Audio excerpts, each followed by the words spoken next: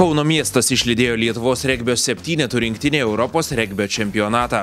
Mūsų šalies rinktinė kovos ne tik dėl Europos čempionų titulo, bet ir dėl kelialapio į olimpines žaidynes. Momentas dabar neeilinis yra, rytoj jau komanda išvyksta į čempionatą, į pirmą turą ir kovos dėl kelialapio olimpinės žaidynės.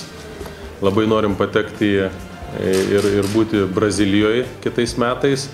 Tad darbo reikės įdėti daug. Daugiausiai reikia dirbti ties fiziniu pasiruošimu iš tikrųjų, nes fizinio pasiruošimo mes nesame labai techniški, mes nesame gimę, kaip sakoma, su regbio kamuoliu.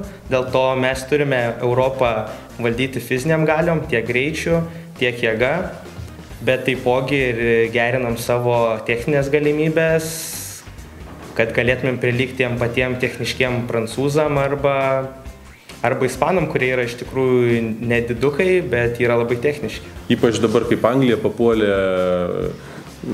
jau automatiškai per kitus turnyrus, tai Didžioji Britanija iš karto jau susitraukia. Jau mums nebe konkurentai, nei Anglija, nei Velsas, nei Airija, nei Škotija. Tai jau iš karto vienas dalykas, mums konkurencija mažėja, kitas dalykas, ką ir gerbiamas Visvaldas sakė, yra 7 minutės. Per 7 minutės daug kas gali atsitikti, gali lietus pradėti lyt, gali kamuolys priešininkam iškristi iš rankų ir taip toliau, taip toliau. Tai kas tą dieną geriau bus pasiruošę, nusiteikę psichologiškai ir fiziškai, tas turėtų ir laimėti tada. Spaudos konferencijos metu Kauno miesto meras Visvaldas Matijošaitis rinktinės žaidėjams, vadovams linkėjo sėkmės.